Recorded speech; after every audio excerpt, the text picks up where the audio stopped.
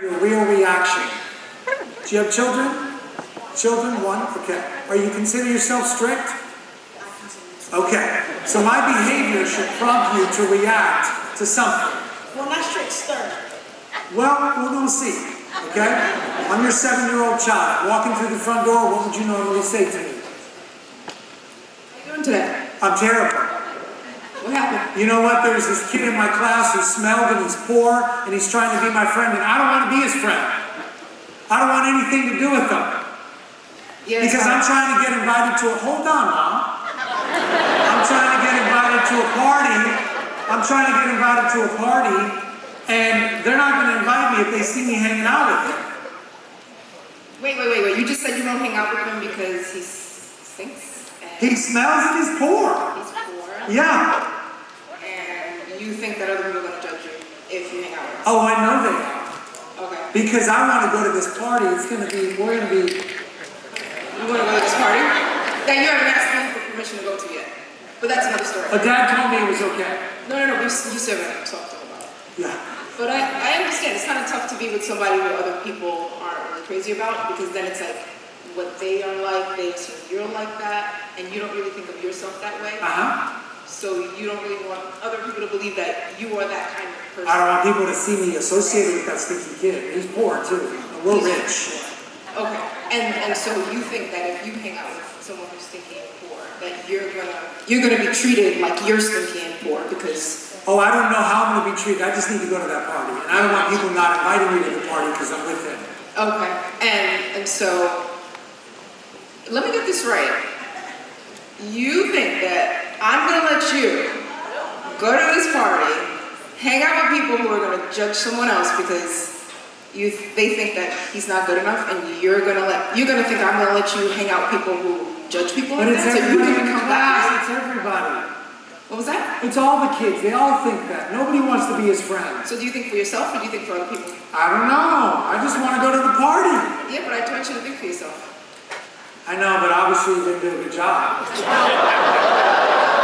did, because you're bringing it up to me. First of all, let me just clarify something, okay, for everybody in the room.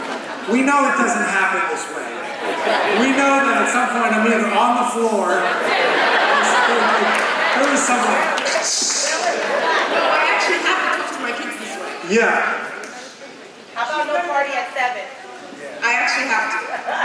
She's better than I am. I would have gave him a side Well, eye. listen, I'm not going. Am I going to the party or not? I would have gave him a side eye. And I would have questioned What's him. that? Come here. Yes. Come here. And then I would have questioned him. I would have said, do you think we're rich? Absolutely not.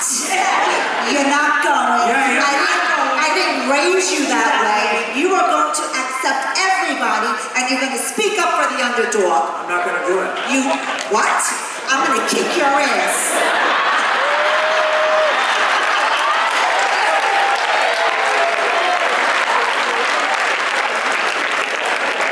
Now, I'm going to just tell you guys something. That story actually is real. My mother was 6'5", 285 pounds. She played defensive end for the Miami Dolphins. In my mind, you saw in the picture, she was big. And I came home one day and tried that. And it was back in the day when you could hit your kids. But if my mother was still here, she'd hit me still today. And she said to me, you know what? When I went over to that orphanage and I picked your sorry ass up, and I brought you here and I worked 2 jobs so that you could go to a school that we couldn't afford, so that you could have a roof over your head. This is not the behavior that's acceptable. And if I had the return to sender slip, the box would have been on its way. Because the reality of it is that you stink too. And you don't own a damn thing. I'm rich. You're poor. You don't have anything. Here's the moral of that story and the moral of this exercise. We laugh about it. Does it happen in our businesses? It does? It happens at our work? There's people we don't want to work with? There's people we don't want to have a relationship with? Why is that? Why is that? Why was it funny when I was 6 or 12 or whatever else, but as a grown adult, we think it's okay to do that in business? Why is that? I'm asking. Why is it okay? Why does it happen?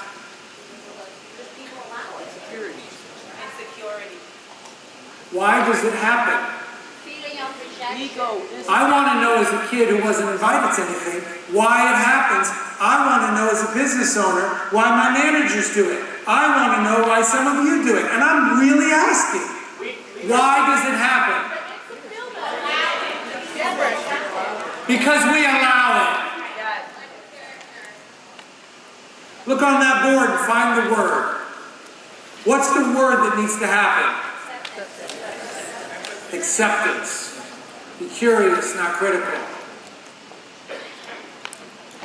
What happened to me over the course of my life that led me to today was that as a young child, as a teenager, and as a young adult, I was an idiot.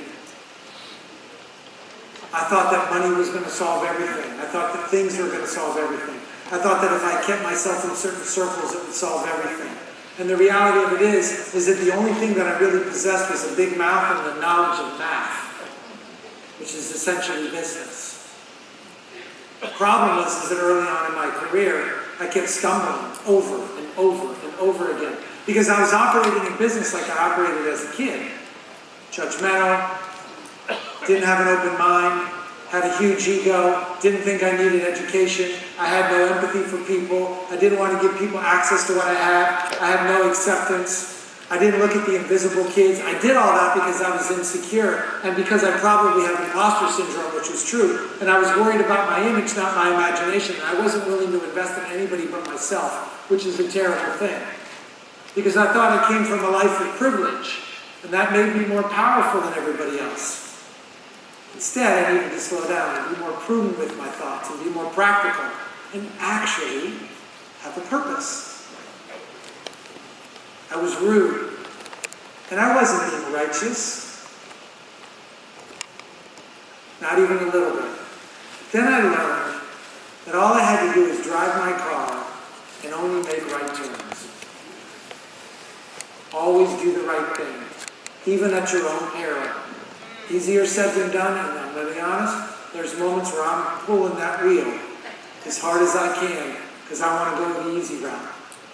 I want to take the shortcut. Because society tells me that if I do those things, I can reach a level of success better and quicker and faster and richer and bolder than anybody else. But that's not really true. I'm stubborn about it. You know why I'm stubborn? Because I'm scared to death of what happens if I don't achieve some sort of status or some goal or have a certain number of commas in my bank account. I'm scared about it. What are people going to think of me? It's nothing different than being a stinky poor kid. What are they going to think of me because I'm so worried about my image? And then I realized it was a lot easier to share, to give of myself. Because when you give of yourself, you tend to get back way more than you would ever expect. So I decided that it would be better to try and fail, but try to live a life of selflessness and sacrifice. And the minute that I did all those words on that board, things started to open up for me. And I couldn't figure out why. I couldn't figure out that if I changed my behavior and I changed my perspective about people and I gave of myself, that the fruits of my labor would actually multiply to a great degree. And the quicker that I tore myself down and self-deprecated and opened up myself to other people and said, look, I got a lot of average. I'm recently married. My wife's not here today. She normally comes to these events. And she's the coolest thing that ever happened to me. I mean, I don't say that, like, I'm shocked that I ever would say that. And the reason, there's a reason that she is that she holds me to the highest standard. Not her standard, my standard. And she holds me accountable. And she's not scared to tell me the truth. As long as I always Tell her the truth. I was at a business meeting yesterday, and my business partners were actually here in the audience. And they're two of the most creative people that I've ever met in my life. And I love a lot of things about them, and there's some things that I don't love about them. They know that. And we were having this discussion about a project we were working on, and I invited them to come today. And the reason I did is because I wanted them to understand a little bit more about me. The first part of our relationship wasn't that good. The more recent parts are excellent. Everybody in the room can relate to that. We go through these rocky times. And what I decided was the way that I was going to fix my relationship with them is that I was going to open my kimono. And I was going to show them who I was in its purest form. On the mere chance that they would do the same. At the mere chance they would open up a dialogue and the creativity would flow. And they're in the business of making television. Some of the best television, award-winning, Emmy award-winning television ever. And not like the trashy television. Like the really thoughtful, impactful television. And the reason that I love my relationship with them so much is because they're great storytellers. And what I love the most about being with people like you is that everybody's got its own story. Yeah, we all look different. Every single person looks different. But even cooler than that is that we all have our own story. We have a reason for doing what we do. Which leads me to your purpose. I told you that if you stare at me, I'm going to pick you. So come on up. All the way up here. Hand her the mic. You were thinking, if I just stare at him, he's not going to do it. Ladies, thank you very much. Thank you so much.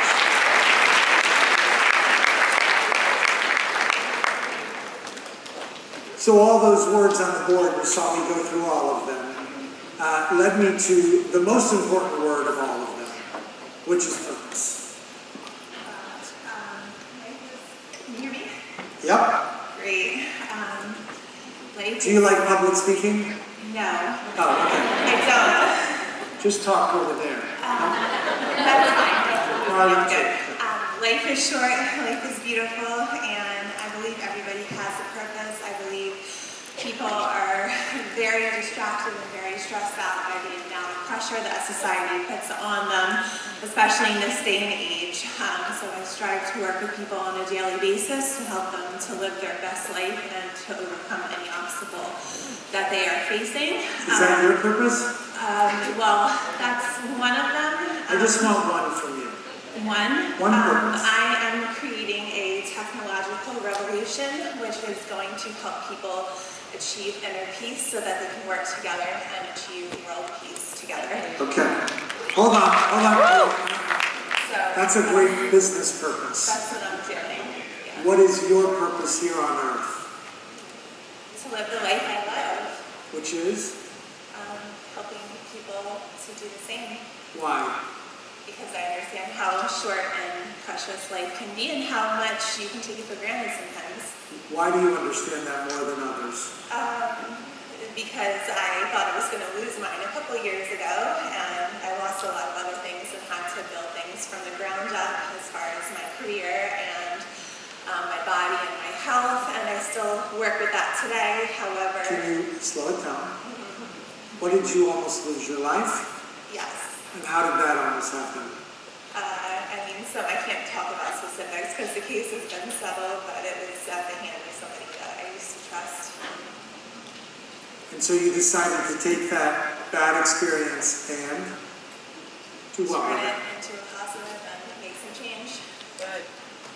You saw me pressing her for more. Yeah. Trying to find the limit of questions. But what started out as a very noble profession became something much more than a profession.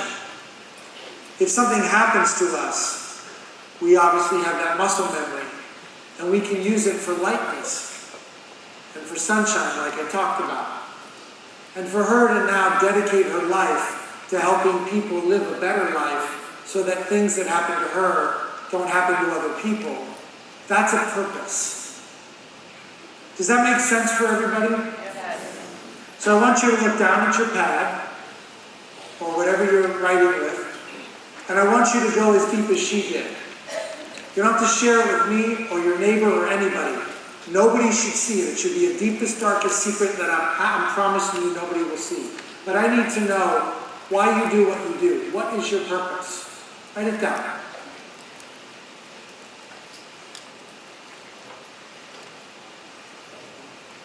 Thank you for sharing. Thank you very much for sharing. You see, the key to sharing isn't just about freeing yourself of that information, acknowledging your own situation.